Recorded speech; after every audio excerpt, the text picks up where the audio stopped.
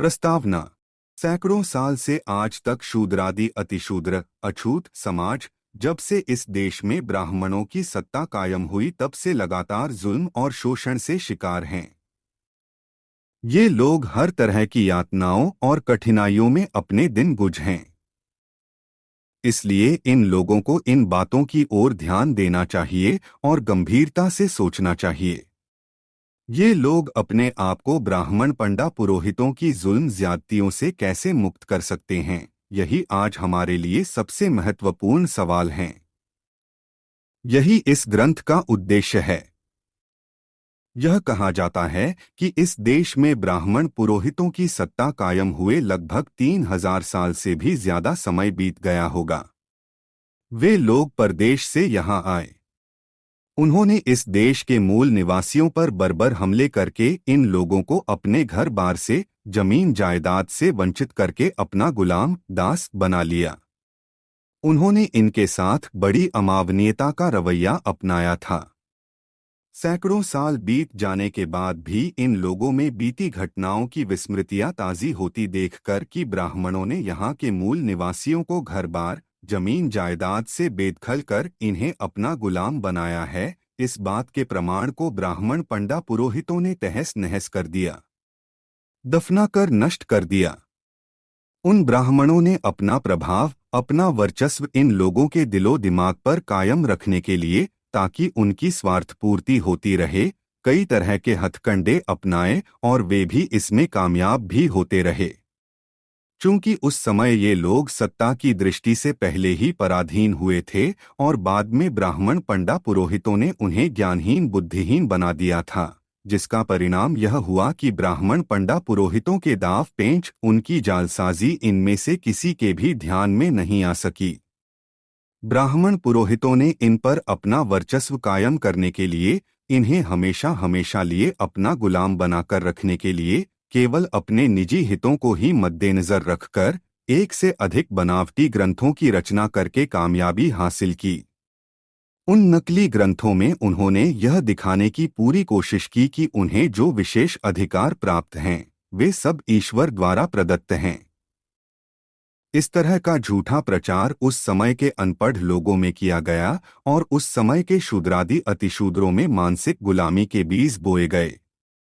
उन ग्रंथों में यह भी लिखा गया कि शूद्रों को ब्रह्मा द्वारा पैदा करने का उद्देश्य बस इतना ही था कि शूद्रों को हमेशा हमेशा के लिए ब्राह्मण पुरोहितों की सेवा करने में ही लगे रहना चाहिए और ब्राह्मण पुरोहितों की मर्जी के खिलाफ कुछ भी नहीं करना चाहिए।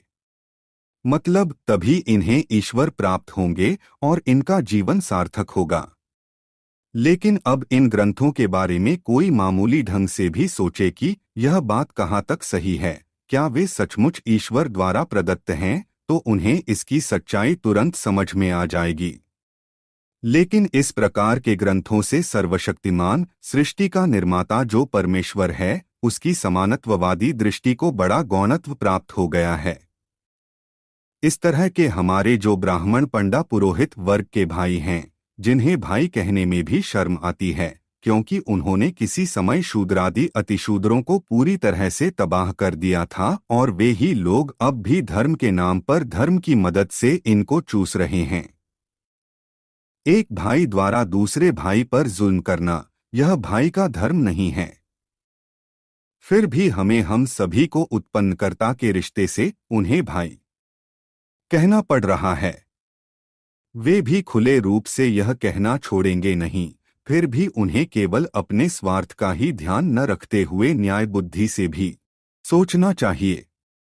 यदि ऐसा नहीं करेंगे तो उन ग्रंथों को देखकर पढ़कर बुद्धिमान अंग्रेज, फ्रेंच, जर्मन, अमेरिकी और अन्य बुद्धिमान लोग अपना यह मत दिए बिना नहीं रहेंगे कि उन ग्रंथों को ब्राह्मणों ने केवल अपने मतलब के लिए लिख रखा है।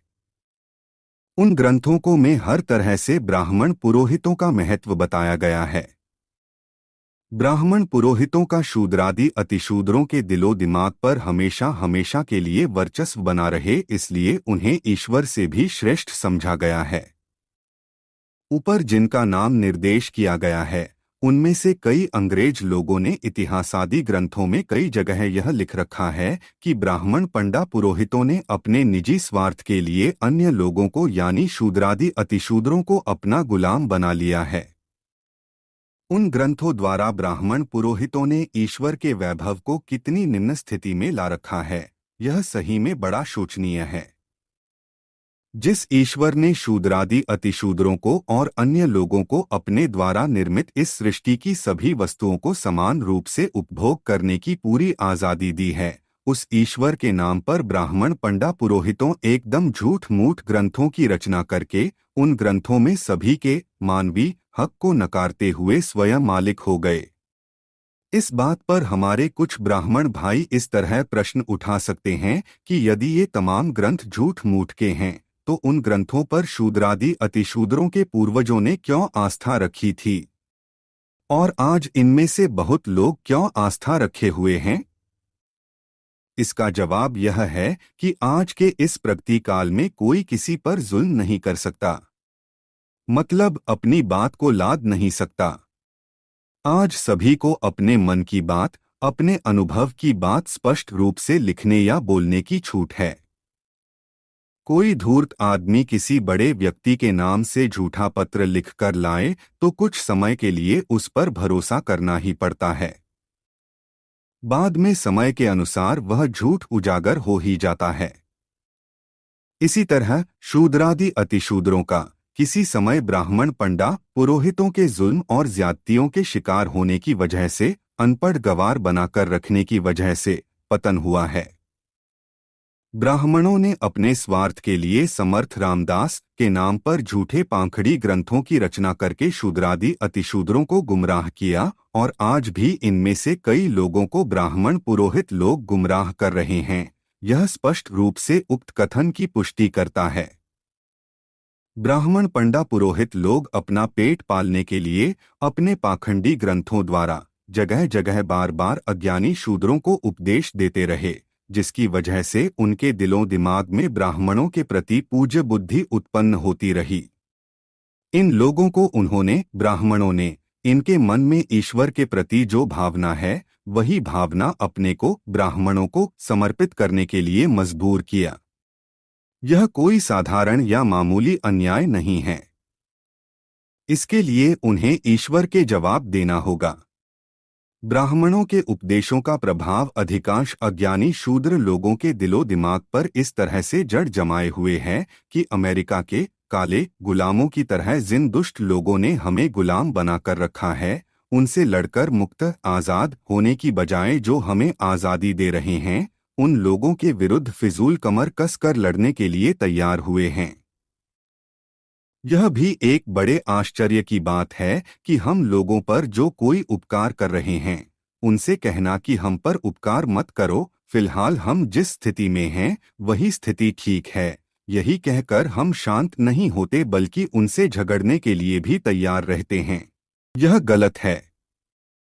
वास्तव में हमको गुलामी से मुक्त करने वाले जो लोग हैं, उनको हमें आज़ाद कराने से कुछ हित होता है, ऐसा भी नहीं है, बल्कि उन्हें अपने ही लोगों में से सैकड़ों लोगों की बलि चढ़ानी पड़ती है।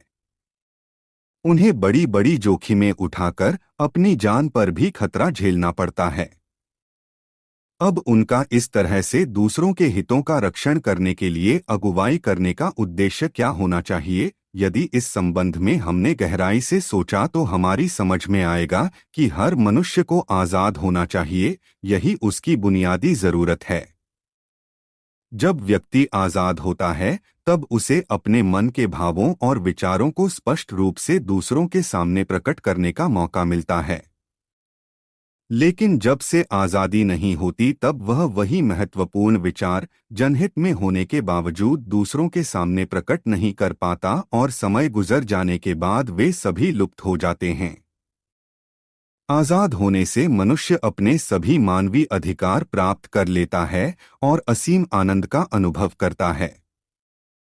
सभी मनुष्यों को मनुष्य होने के जो सामान्य अधिकार इस सृष्टि के नियंत्रक और सर्वसाक्षी परमेश्वर द्वारा दिए गए हैं, उन तमाम मानवीय अधिकारों को ब्राह्मण पंडा पुरोहित वर्ग ने दबोच कर रखा है।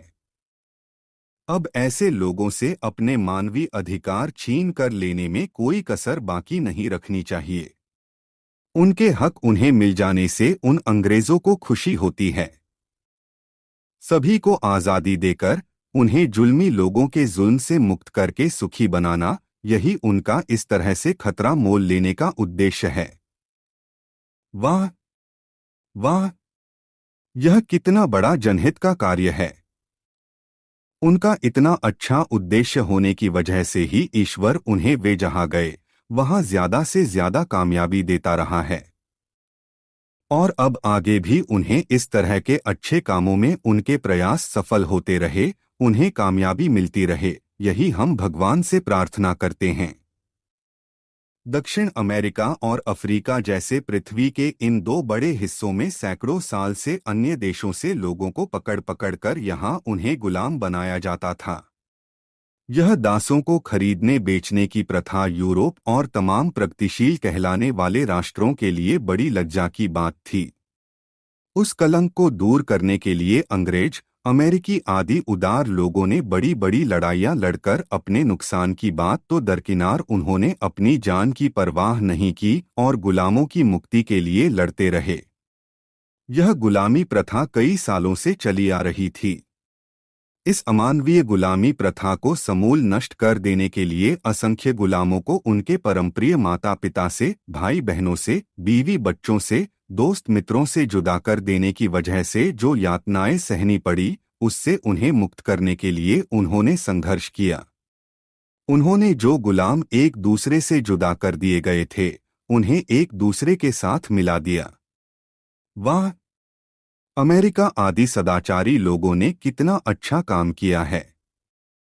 यदि आज उन्हें इन गरीब अनाथ गुलामों की बदतर स्थिति देखकर दया न आई होती तो ये गरीब बेचारे अपने प्रियजनों से मिलने की इच्छा मन ही मन में रखकर मर गए होते। दूसरी बात, उन गुलामों को पकड़कर लाने वाले दुष्ट लोग उन्हें क्या अच्छी तरह रखते भी या नहीं? नहीं नहीं, उन गुलामों पर वे लोग जिस प्रकार से जुल्म ढाते थे, उन जुल्मों की कहानी सुनते ही पत्थरदिल आदमी की आंखें भी रोने लगेंगी। वे लोग उन गुलामों को जानवर समझकर उनसे हमेशा लात जूतों से काम लेते थे। वे लोग उन्हें कभी कभी लहलहाती धूप में हल जुतवाकर उनसे अपनी जमीन जोत बो लेते थे, और इस काम में यदि उन्होंने थोड़ी सी भी आनाकानी की तो उनके बदन पर बैलों की तरह छोटे से घाव उतार देते थे। इतना होने पर भी क्या वे उनके खान पान की अच्छी व्यवस्था करते होंगे? इस बारे में तो कहना ही क्या। उन्हें केवल एक समय का खाना मिलता था, दूसरे समय कुछ भी नहीं। उन्हें जो भी खाना मिलता था वह भी बहुत ही थोड़ा सा।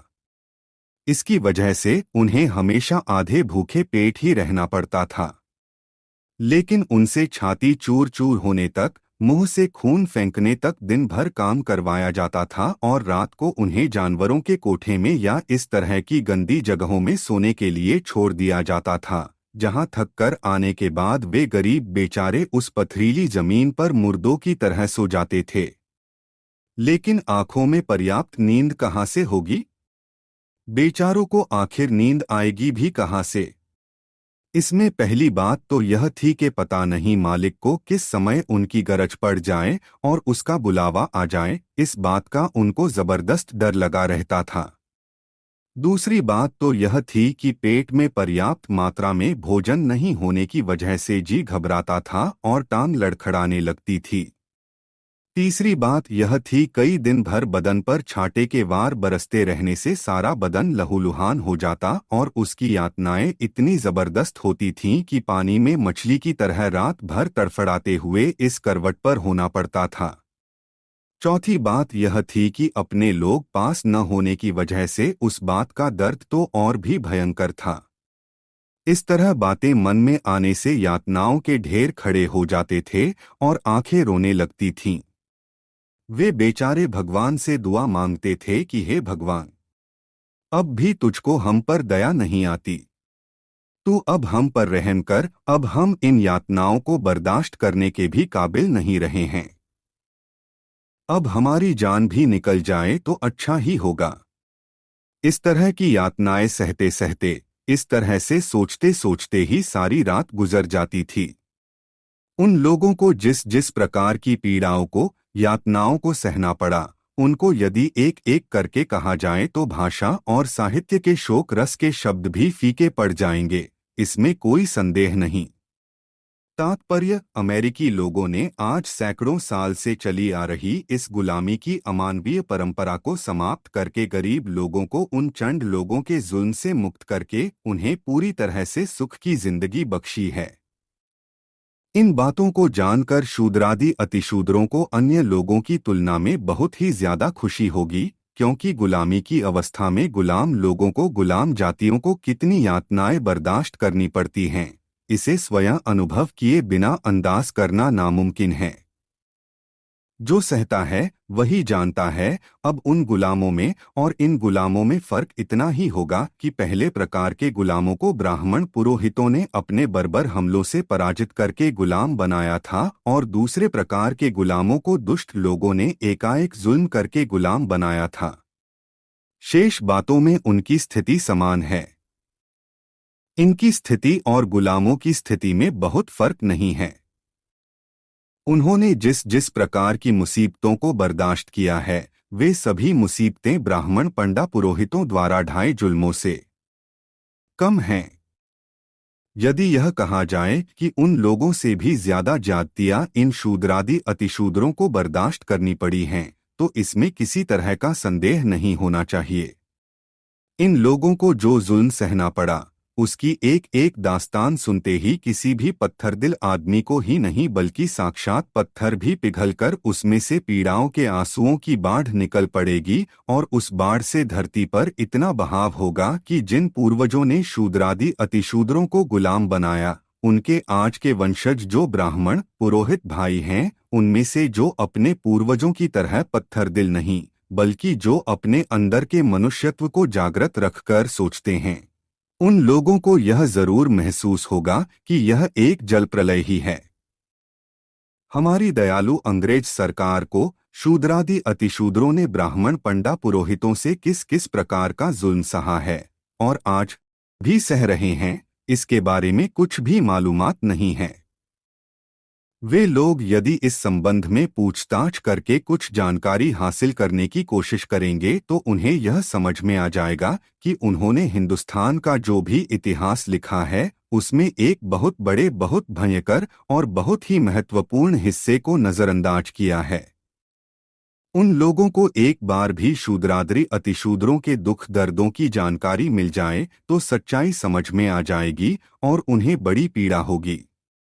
उन्हें अपने धर्म ग्रंथों में भयंकर बुरी अवस्था में पहुंचाए गए और चंड लोगों द्वारा सताए हुए, जिनकी पीड़ाओं की कोई सीमा ही नहीं है, ऐसे लोगों की दुरावस्था को उपमा देना हो तो शूद्रादि अतिशूद्रों की स्थिति की ही उपमा उचित होगी, ऐसा मुझे लगता है।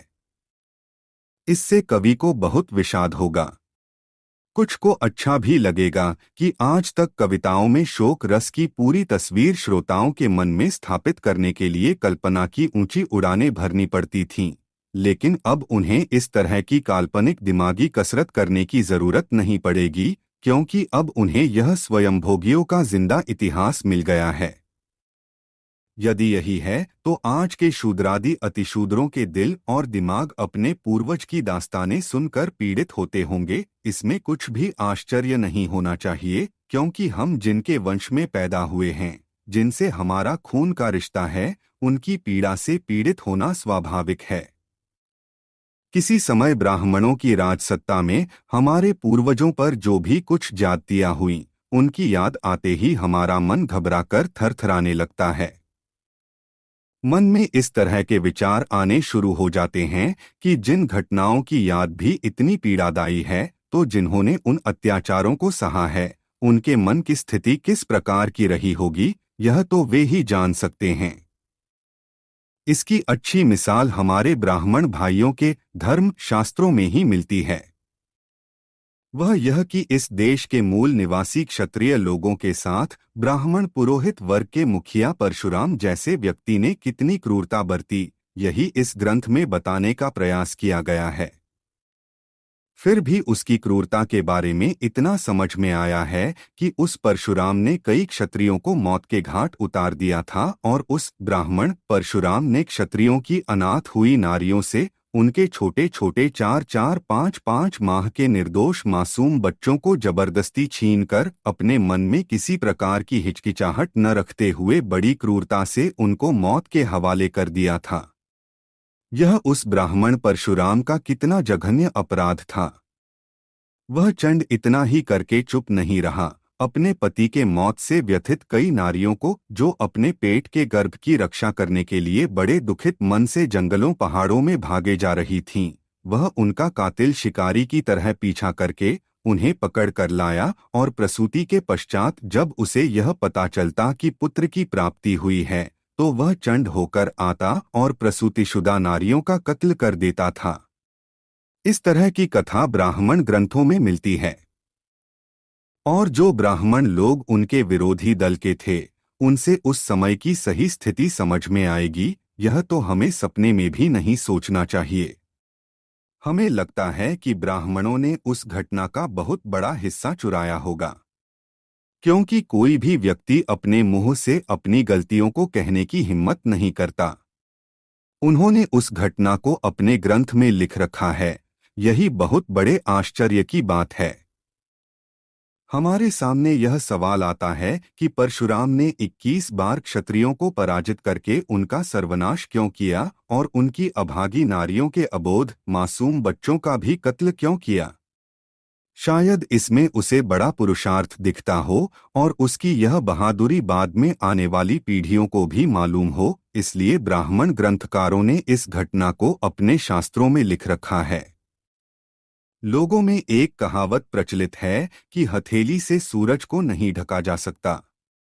उसी प्रकार यह हकीकत, जबकि उनको शर्मिंदा करने वाली थी, फिर भी उनकी इतनी प्रसिद्धि हुई कि उनसे कि ब्राह्मणों ने उस घटना पर जितना ने पर्दा डालना संभव हुआ, उतनी कोशिश उन्होंने की, और जब कोई इलाज ही नहीं बचा तब उन्होंने उस घटना को लिखकर रख दिया। हाँ, ब्राह्मणों ने इस घटना की जितनी हकीकत लिखकर रख दी, उसी के बारे में यदि कुछ सोच विचार किया जाए तो मन को बड़ी पीड़ा होती है, क्योंकि परशुराम ने जब उन क्षत्रिय गर्भधारिणी नारियों का पीछा किया, तब उन गर्भिणियों को कितनी यातनाएं सहनी पड़ी होंगी। पहली बात तो यह कि नारियों को भाग दौड़ करने की आदत बहुत कम होती है। उसमें भी कई नारियां मोटी और कुलीन होने की वजह से, जिनको अपने घर की दहलीज पर चढ़ना भी मालूम नहीं था। घर के अंदर उन्हें जो कुछ जरूरत होती, वह सब नौकर लोग लाकर देते थे।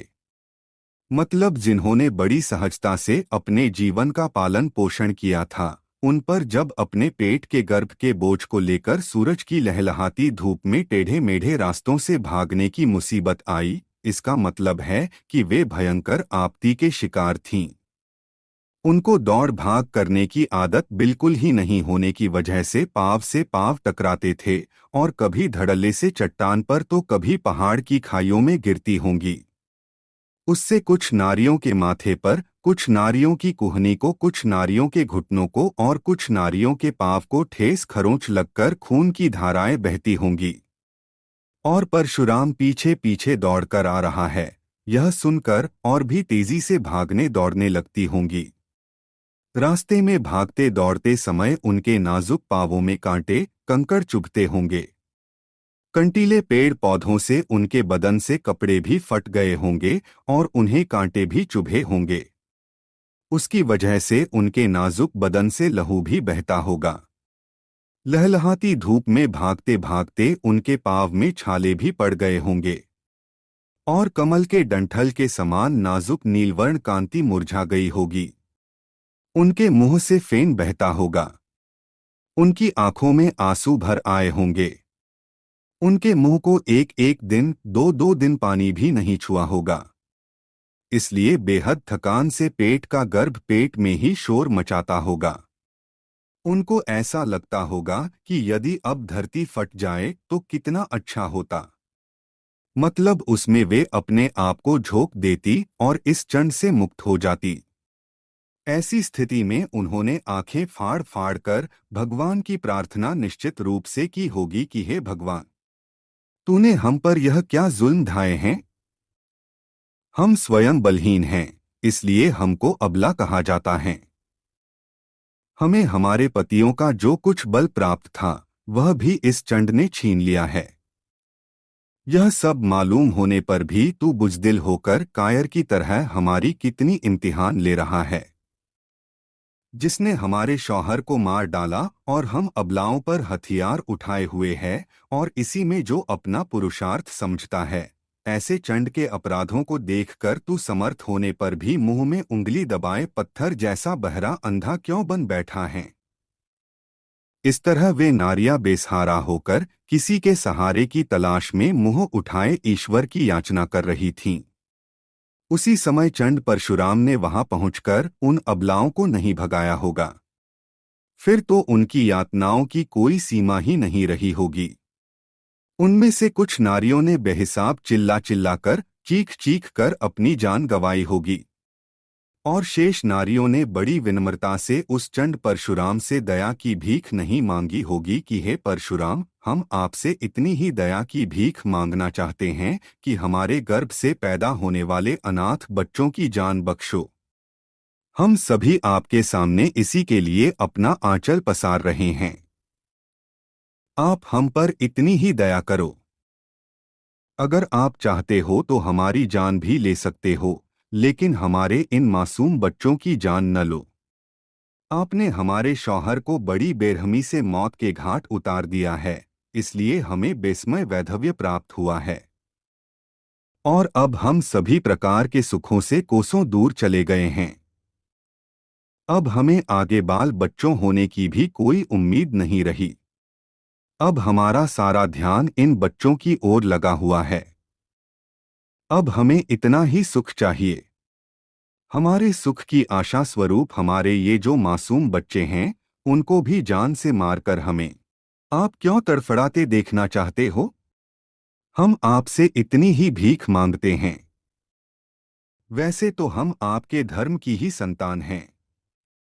किसी भी तरह से क्यों न हो, आप हम पर रहम कीजिए। इतने करुणापूर्ण भावपूर्ण शब्दों से उस चंड परशुराम का दिल कुछ न कुछ तो पिघल जाना चाहिए था, लेकिन आखिर पत्थर पत्थर ही साबित हुआ। वह उन्हें प्रसूत हुए देखकर उनसे उनके नवजात शिशु छीनने लगा। तब ये उन नवजात शिशुओं की रक्षा के लिए उन पर औंधी गिर पड़ी होंगी और गर्दन उठाकर कह रही होंगी कि हे परशुराम, आपको यदि इन नवजात शिशुओं की ही जान लेनी है तो सबसे पहले यही बेहतर होगा कि हमारे सिर काट लो, फिर हमारे पश्चात आप जो करना चाहें सो कर लो, किंतु हमारी आंखों के सामने हमारे उन नन्हे मुन्हे बच्चों की जान न लो। लेकिन कहते हैं न, कुत्ते की दुम टेढ़ी की टेढ़ी ही रहती है। उसने उनकी एक भी न सुनी। यह कितनी नीचता। उन नारियों को गोद में खेल रहे उन नवजात शिशुओं को जबरदस्ती छीन लिया गया होगा। तब उन्हें जो यातनाएं हुई होंगी, जो मानसिक पीड़ाएं हुई होंगी, उस स्थिति को शब्दों में व्यक्त करने के लिए हमारे हाथ की कलम थरथराने लगती है। खैर, उस जल्लाद ने उन नवजात शिशुओं की जान उनकी माताओं की आंखों के सामने ली होगी।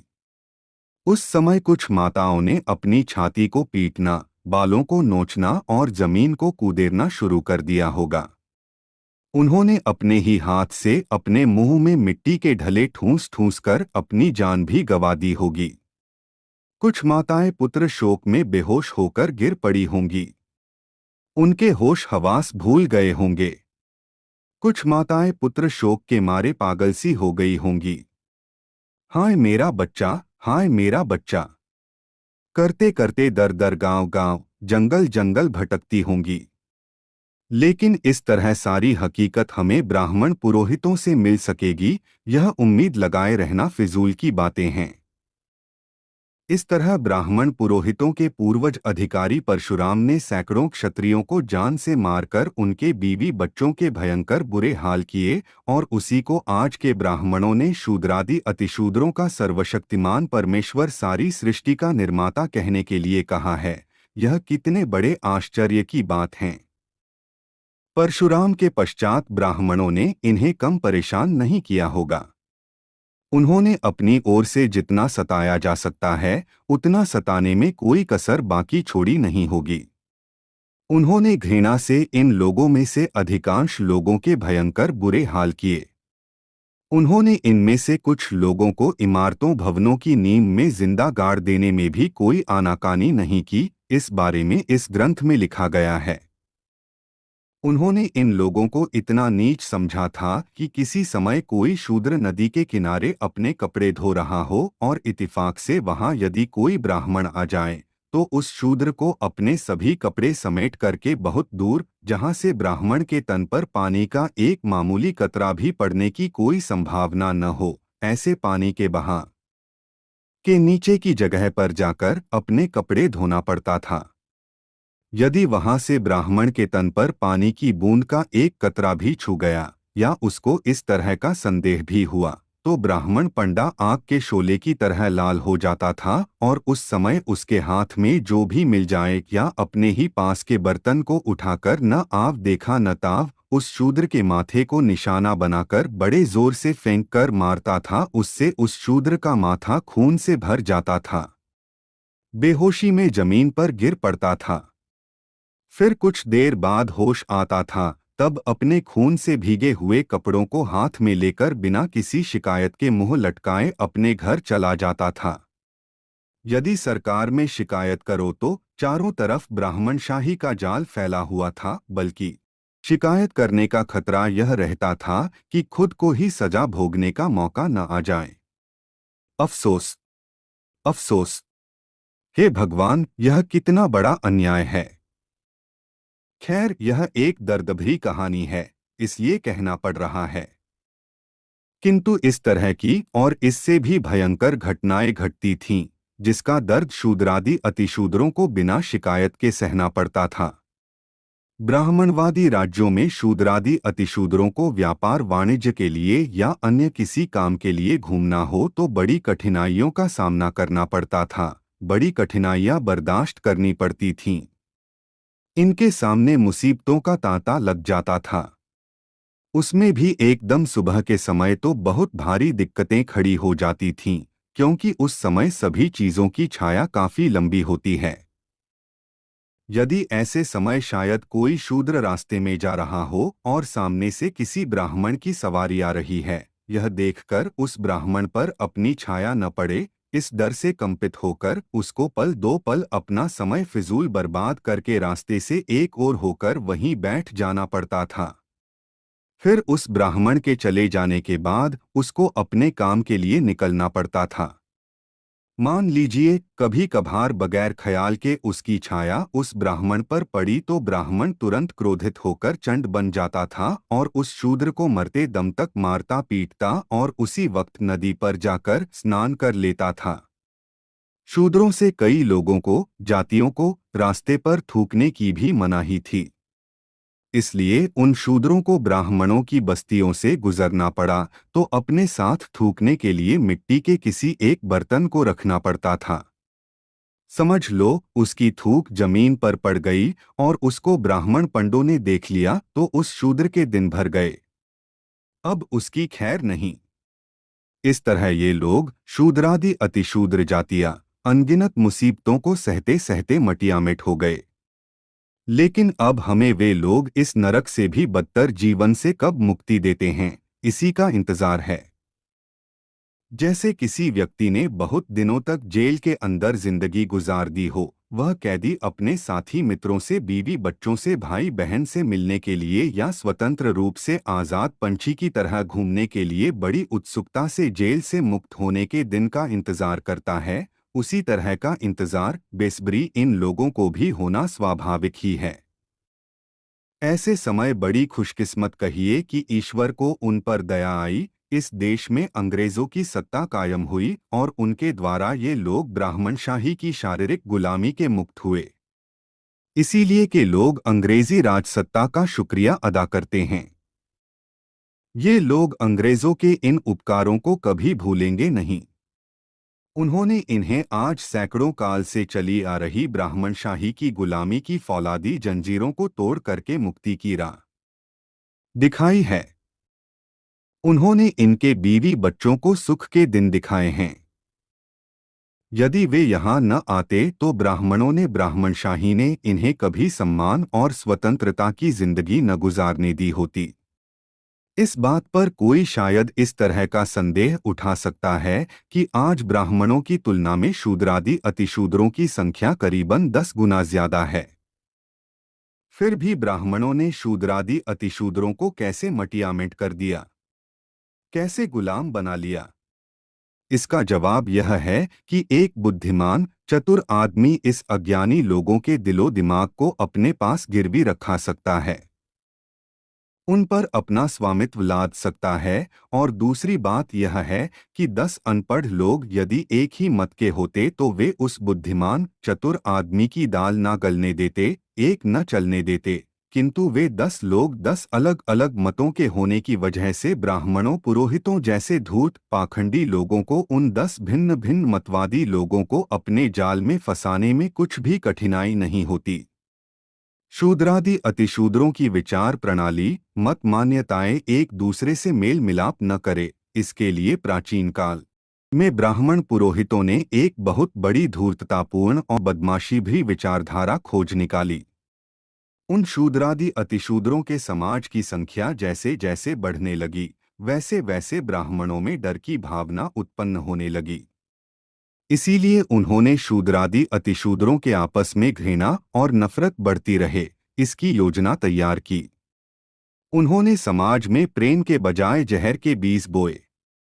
इसमें उनकी चाल यह थी कि यदि शूद्रादि अतिशूद्र समाज आपस में लड़ते झगड़ते रहेंगे तब कहीं यहाँ अपने टिके रहने की बुनियाद मजबूत रहेगी और हमेशा हमेशा के लिए उन्हें अपना गुलाम बनाकर बगैर मेहनत के उनके पसीने से प्राप्त कमाई पर बिना किसी रोक टोक के गुलछर्रे उड़ाने का मौका मिलेगा।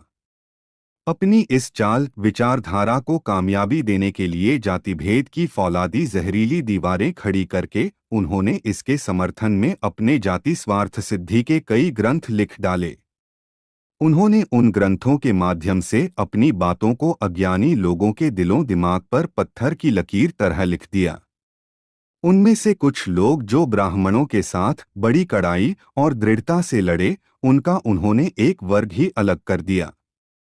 उनसे पूरी तरह बदला चुकाने के लिए उनकी जो बाद की संतान हुई उसको उन्हें छूना नहीं चाहिए। इस तरह की जहरीली बातें ब्राह्मण पंडा पुरोहितों ने उन्हीं लोगों के दिलो दिमाग में भर दी, फिलहाल जिन्हें माली कुंबी कुर्मी आदि कहा जाता है। जब यह हुआ तब इसका परिणाम यह हुआ कि उनका आपसी मेल मिलाप बंद हो गया और वे लोग अनाज के एक एक दाने के लिए मोहताज हो गए। इसीलिए इन लोगों को जीने के लिए मरे हुए जानवरों का मांस मजबूर होकर खाना पड़ा। उनके इस आचार व्यवहार को देखकर आज के शूद्र जो बहुत ही अहंकार से माली कुंबी सुनार दर्जी लुहार बढ़ई तेली कुर्मी आदि बड़ी बड़ी संज्ञाएं अपने नाम के साथ लगाते हैं, वे लोग केवल इस प्रकार का व्यवसाय करते हैं। कहने का मतलब यही है कि वे लोग एक ही घराने के होते हुए भी आपस में लड़ते झगड़ते हैं और एक दूसरे को नीच समझते हैं। इन सब लोगों के पूर्वज स्वदेश के लिए ब्राह्मणों से बड़ी निर्भयता से लड़ते रहे। इसका परिणाम यह हुआ कि ब्राह्मणों ने इन सबको समाज के निचले स्तर पर लाकर रख दिया और दर दर के भिखारी बना दिया। लेकिन अफसोस यह है कि इसका रहस्य किसी के ध्यान में नहीं आ रहा है। इसलिए ये लोग ब्राह्मण पंडा पुरोहितों के बहकावे में आकर आपस में नफरत करना सीख गए। अफसोस, अफसोस, ये लोग भगवान की निगाह में कितने बड़े अपराधी हैं। इन सबका आपस में इतना बड़ा नज़दीकी संबंध होने पर भी किसी त्योहार पर ये उनके दरवाजे पर पका पकाया भोजन मांगने के लिए आते हैं तो वे लोग इनको नफरत की निगाह से ही नहीं देखते हैं, कभी कभी तो डंडा लेकर इन्हें मारने के लिए भी दौड़ते हैं। खैर, इस तरह जिन जिन लोगों ने ब्राह्मण पंडा पुरोहितों से जिस जिस तरह से संघर्ष किया, उन्होंने उसके अनुसार जातियों में बांटकर एक तरह से सजा सुना दिया, जातियों का दिखावटी आधार देकर सभी को पूरी तरह से गुलाम बना लिया। ब्राह्मण पंडा पुरोहितों सब में सर्वश्रेष्ठ और सर्वाधिकार संपन्न हो गए। है न मजे की बात। तब से उन सभी के दिलो दिमाग आपस में उलझ गए और नफरत से अलग अलग हो गए। ब्राह्मण पुरोहितों अपने षड्यंत्र में कामयाब हुए। उनको अपना मनचाहा व्यवहार करने की पूरी स्वतंत्रता मिल गई। इस बारे में एक कहावत प्रसिद्ध है कि दोनों का झगड़ा और तीसरे का लाभ। मतलब यह है कि ब्राह्मण पंडा पुरोहितों ने शूद्रादि अतिशूद्रों के आपस में नफरत के बीज जहर की तरह बो दिए और खुद उन सभी की मेहनत पर ऐशो आराम कर रहे हैं। संक्षेप में ऊपर कहा ही गया है कि इस देश में अंग्रेज सरकार आने भी वजह से शूद्रादि अतिशूद्रों की जिंदगी में एक नई रोशनी आई। ये लोग ब्राह्मणों की गुलामी से मुक्त हुए, यह कहने में किसी प्रकार का संकोच नहीं है। फिर भी हमको यह कहने में बड़ा दर्द होता है कि अभी भी हमारी दयालु सरकार के शूद्रादि अतिशूद्रों को शिक्षित बनाने की दिशा में गैर जिम्मेदारीपूर्ण रवैया अख्तियार करने की वजह से ये लोग अनपढ़ ही रहे। कुछ लोग शिक्षित पढ़े लिखे बन जाने पर भी ब्राह्मणों के नकली पाखंडी धर्म ग्रंथों के शास्त्र पुराणों के अंधभक्त बनकर मन से दिलो दिमाग से गुलाम ही रहे। इसलिए उन्हें सरकार के पास जाकर कुछ फरियाद करने न्याय मांगने का कुछ आधार ही नहीं रहा है। ब्राह्मण पंडा पुरोहितों लोग अंग्रेज सरकार और अन्य सभी जाति के लोगों के पारिवारिक और सरकारी कामों में कितनी लूट खसोट करते हैं, गुलछर्रे उड़ाते हैं, इस बात की ओर हमारी अंग्रेज सरकार का अभी तक कोई ध्यान नहीं गया है। इसलिए हम चाहते हैं कि अंग्रेज सरकार को सभी जनों के प्रति समानता का भाव रखना चाहिए और उन तमाम बातों की ओर ध्यान देना चाहिए जिससे शूद्रादि अतिशूद्र समाज के लोग ब्राह्मणों की मानसिक गुलामी से मुक्त हो सकें। अपनी इस सरकार से हमारे यही प्रार्थना है। इस किताब को लिखते समय मेरे मित्र विनायक राव बापूजी भंडारकर और सा राजन्मलिंगू ने मुझे जो उत्साह दिया, इसके लिए मैं उनको बहुत बहुत धन्यवाद देता हूँ। ज्योतिराव गोविंदरा।